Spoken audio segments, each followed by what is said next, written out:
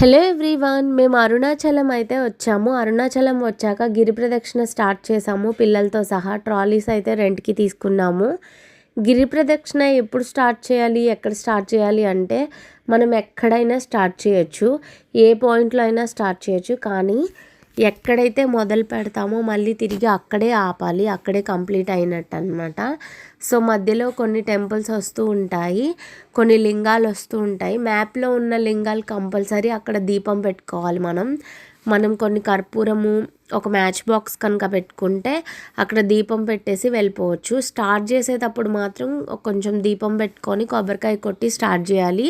Finish చేసేటప్పుడు అట్లా ఏం లేదు, ఎక్కడైతే స్టార్ట్ చేసామో అక్కడ కంప్లీట్ చేసుకుంటే సరిపోతుంది. మేమైతే సాక్స్లు వేసుకున్నాము. నేను దీనికి స్టార్ట్ అవ్వడానికి జస్ట్ బిఫోర్ ముందే దసరాకి 10 రోజులు కంప్లీట్ చేసుకున్నాను. అమ్మవారి గుడికి వెళ్ళాను. సో ఆల్రెడీ కాళ్ళు కొంచెం రప్చర్ అయిపోయి కొంచెం నొప్పులు వస్తూ ఉన్నాయి. సో నేనైతే సాక్స్లు వేర్ చేశాను. ఒకటికి 2-3 పెయిర్స్ వేసుకున్నాను అనమాట. సో దానివల్ల కాళ్ళు కొంచెం తక్కువగా నొప్పులు రావడం, తక్కువగా కొంచెం స్కిన్ అట్లా లేచిపోవడం అట్లా ఏం జరగలేదు. అంత తక్కువగా మంచిగానే అయింది. సో ఎవరైనా సరే ఇట్లా వెళ్ళాలి అనుకుంటే సాక్స్లు వేసుకోవడం బెస్ట్ పని.